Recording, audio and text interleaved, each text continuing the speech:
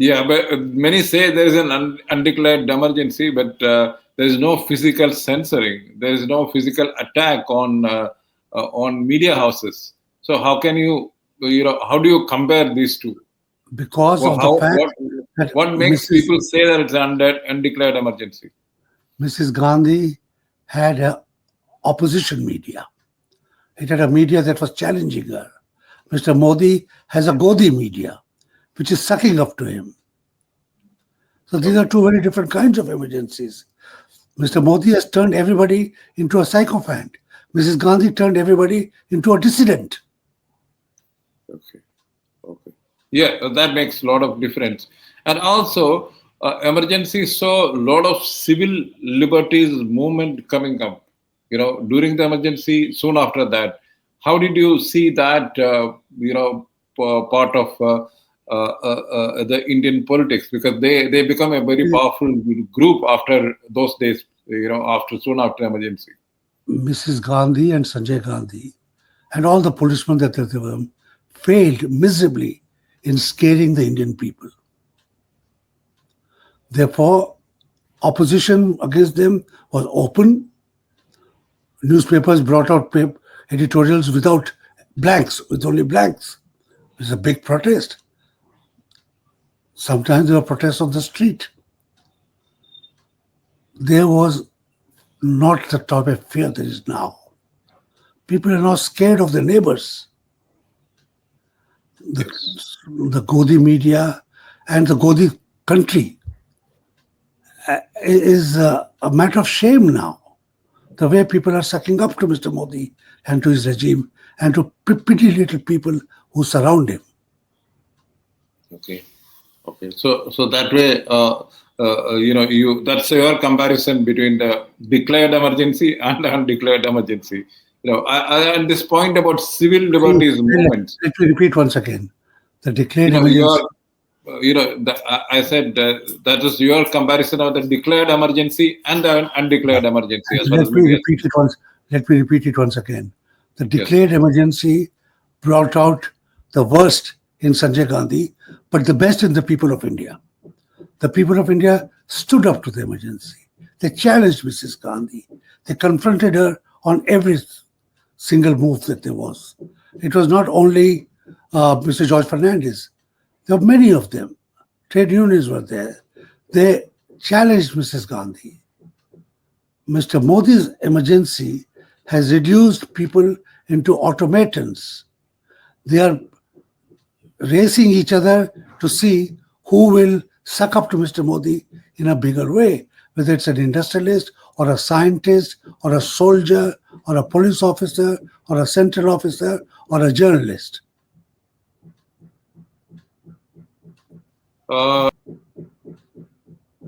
So, Mr. Modi's emergency has brought out the worst in people. Mrs. Indira Gandhi's emergency brought out the best in people. They challenged her. They found bravery inside them, in their souls, in their spirit. That is the difference. Okay, that reminds me about this famous statement. I think L.K. Advani, as information minister, made soon after emergency when they came to power. That some people were asked to bend, but they preferred to crawl. How did you explain those statements? Looking at today's situation. He is right. And he learned the lesson, which he transferred or taught to Mr. Narendra Modi, that if you are harsh, if you scare the people, if you suspend constitution, not literally, but metaphorically, then people will be scared of you. You will ask them to bend and they will crawl. And today Mr. Modi has asked people to bend and they're all crawling. They're licking his boots.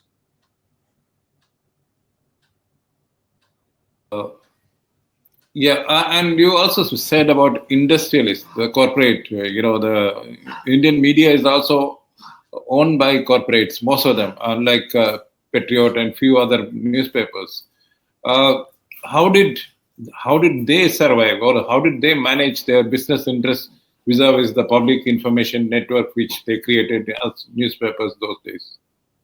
See, if you come to brass tacks, the Indian Express business wing was no longer direct, although he had lots of business interests, but he was not chairing many, Mr. Goenka was not chairing very many companies.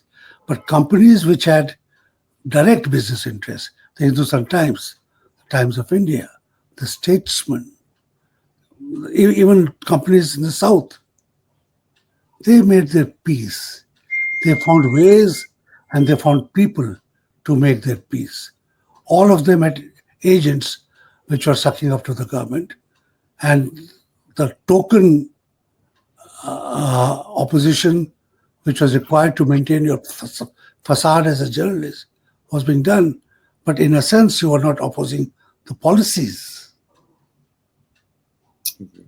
Okay. So, and also when it coming to the personality cult in politics, which they say peaked in with the Sanjay Gandhi's, Sanjay Gandhi and what they call the Palace Gang.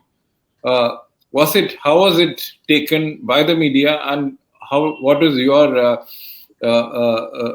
take on that phenomena? Was it new or was it already there? Because Nehru was an icon. Mrs. Gandhi, after 71, was also become a kind of Durga kind of person. This personality cult which has grown after that, how do you look at it? Was it As Sanjay a, Gandhi the beginner of, the first of that politics in India? as a student of mass media and communication theory, I look at it now in retrospect, 56 years of journalism and 50 years of the emergency. I look back at it saying, to develop a personality concern, you need an official media and you need a submissive media. Don't call it free or unfree. All media is free and all media is unfree. You need a submissive media, but you also need an official media. The official media, whether it is Doordarshan or All India Radio, then and now, are the first ones to succumb. They're wings of the government of India. And therefore, it is their job to present the head of the government in the way that the head of the government wants. If the head of the government says, cover all my actions, they will. So it is possible for head of the media, All India Radio and Doordarshan, to cover Sanjay Gandhi. But they may just cover them in a way, in a theoretical way, as just people who are opening exhibitions and speaking without praising. You may occasionally have Mr. Barwa say, India is Indira, but you're not going out of your way to make programs to present Indira Gandhi as a Devi, to publicize foolish acts of her. Indira Gandhi was never publicized diving into a sea, praying on a hill. She was never publicized like that. She was publicized acting out as Prime Minister, acting out as President of the Congress Party, not as an idiotic, devout person, not as a person born of God, not as somebody who is very devoted, not as a bhakta, not as a superman. She was never presented like that. Yes. Sanjay Gandhi was presented as an heir apparent, but not as a superman. And that is a classic difference, It's a major difference. So the official media is now presenting an image of Mr. Modi, which is not what Doordarshan did. Doordarshan publicized Mrs. Indira Gandhi. It did not develop her as a superwoman. Okay. It still, please understand, there still was CPI, which was pro-government, and which was covered by the official media. Okay. And Mrs. Gandhi never made a fool of herself internationally. Yes. I'm told I will come to that. But one more thing, there was underground activity, like Baroda Dynamite case, which became a big talking point towards the end of emergency. Was it reflected anyway in the mainland media? Because there were blasts happening in Bombay, in various parts of Bihar, and even Bangalore for that matter. Let me put it indirectly. Just speaking for myself, I'm not saying I'm a brave man. Maybe if I was forced to, I would also prove to be a coward, like everybody else. But two small cases. There were films made in praise of emergency, directly or indirectly. Rightly or wrongly, I criticized all those films, whether they were documentaries or they were films. In retrospect, I am criticized for not fully understanding some film. But at that moment, I thought it was closer to explaining and exonerating emergency than anything else. And I went against them hammer and tongs. I could do that. A small time reporter in a small newspaper could do that.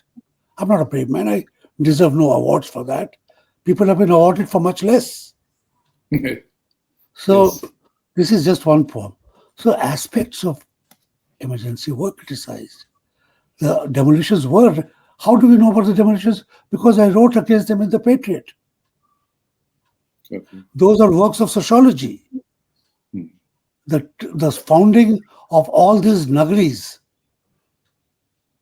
all these refugee camps, resettlement Yes. colonies. The reportage of that is sociology as it went. Okay. The only way you can find out what was the condition in resettlement colonies is to read John Dayal from 1975 to 1977 and then read his books. Okay. So, what about the underground activities? Was it reflected in the media? The blast, especially. They say that the blast was an expression that all are not well in India, but we are fighting back. That kind of expression was given, I'm told, by the socialists led by Joe Fernandez. Was it ever reflected, or was it censored totally? Part of it was censored, but the conspiracy part of it was reported Okay. because the government also wanted it to be reported. And that is another foolishness that Mr. Modi does. He just kills all opposition. So you don't even know what, even some good part that he's doing, other than when reported by both the media. Let me say one thing. Real conspiracies are conspiracies because they're not reported. So I would not like to discuss the conspiracies which are happening now. I may be party to them, I may not be party to them. But I would refuse to believe that there are no conspiracies going on now. Surely human beings aspire for freedom. There may be many people willing to throw out this government by legal means, some by illegal means. I cannot say that those things are not happening. They must be happening. We don't know. If they were happening very much during the emergency, we don't know. But things which were open and clear and were declared so by the perpetrators were reported. The government action against them were reported. Yes. What about the foreign media in here? BBC and Mark Tully become a household name after emergency. How was their role in reporting about what is happening in India? They have become superheroes. Perhaps they don't deserve to be superheroes. Nobody deserves to be a superhero. But when nothing is being reported, even a small reporting goes a long way. And that is where BBC and other media sources became news.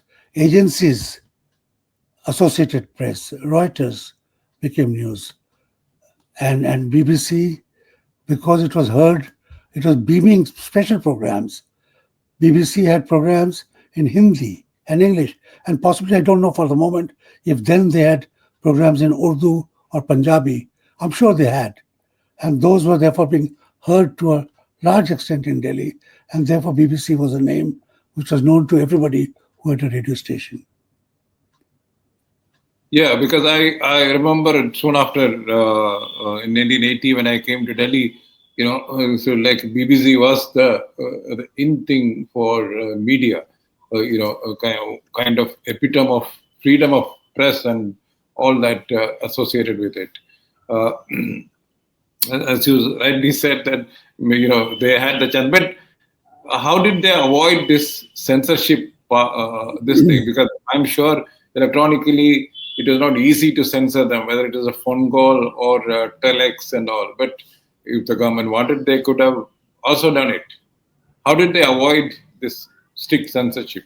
No, no, if Mrs. Gandhi wanted to throw out Mark Tully and ask him to go back to England, they would have done it. Mr. Modi's almost done it, you know. He has forced them into becoming an Indian entity, and all that they have had, excuse me.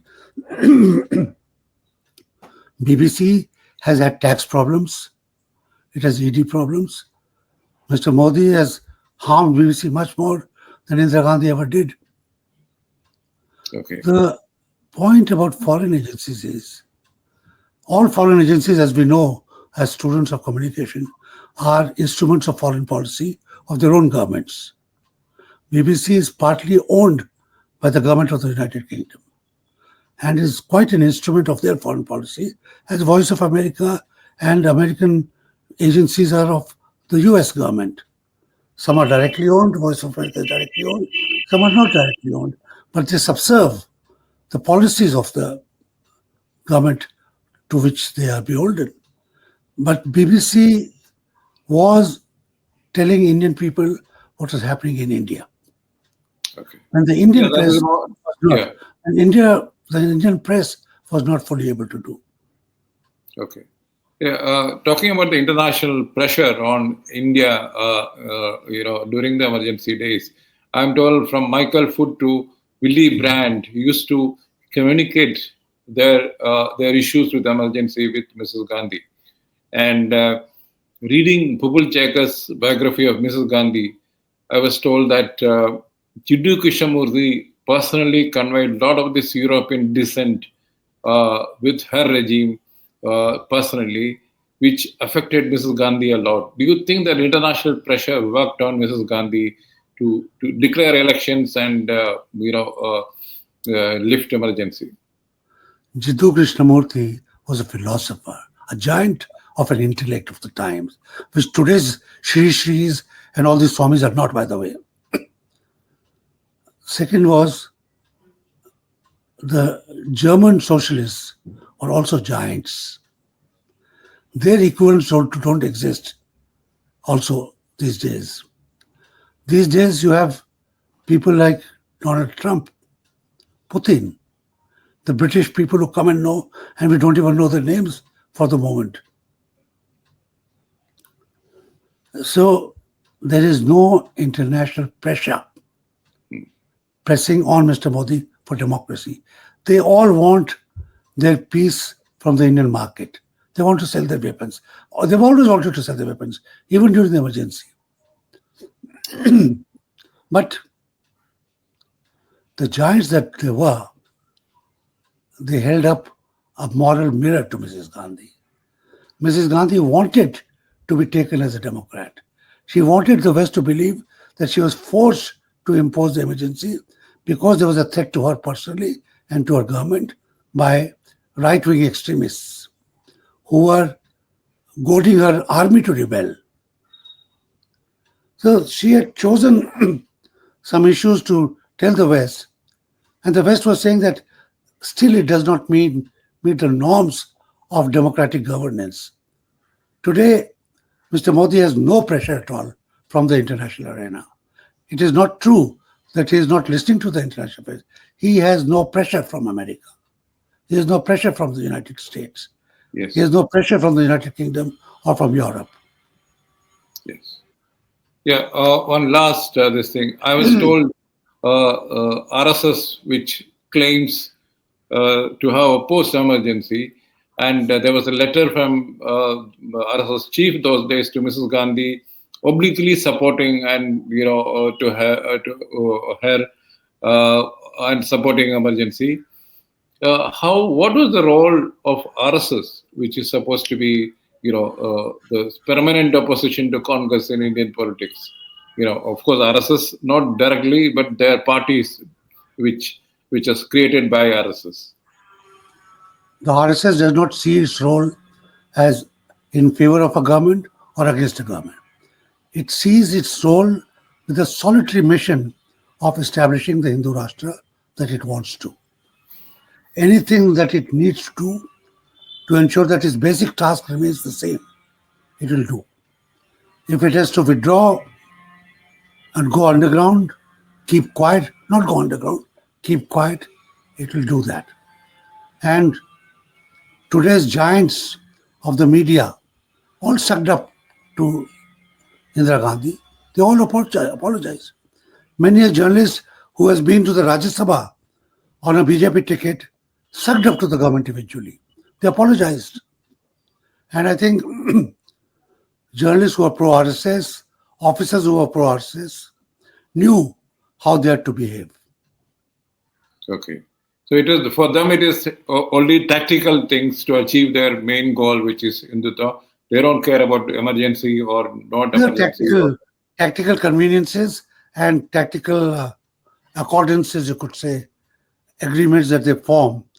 Their strategy remains the same: how to bring in the Hindu Raj that they have committed to.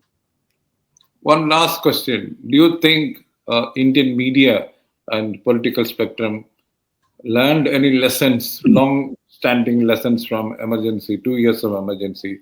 And if so, what? If not, why? See, the basic difference between Indian media and foreign media is that even the worst of foreign media may be owned by a person, but it is actually owned by the shareholders. Persons can be seen as owning it or not, one or two, but eventually it subserves a larger base than the Indian media, which is tied to the business interests of an individual. So Adani and Ambani and Tata and Birla and Goenka and the owners of Malayalam Manorama, all of them have business interests, which will be subserved by all means at all times. Therefore, this media will never be free in a manner that a capitalist media can be. Because we are not a capitalist media in the full libertarian sense of capitalism. Media. So, what about the politics? What are the lessons which you think learned or not learned? The lesson is governments try to break the human spirit because they want to reduce citizens to servitors, to automatons, to numbers, statistics. The human spirit is not that. The human spirit is about individuality. Small, big, rich, poor, Christian, Hindu, Muslim, both Jaini, woman, man, employee, employer. We are individuals. The human spirit will not allow itself to be reduced to a cipher, to be reduced to a statistics, to be reduced to an automaton. Okay, okay. Thanks, John. That was very enlightening, and you could take a long-term perspective and give the viewers what is the sum total of fight against emergency or the experience of emergency. Thank you very much for your time. Thanks a lot. Thank you very much, Mr. Cherian. Thank you.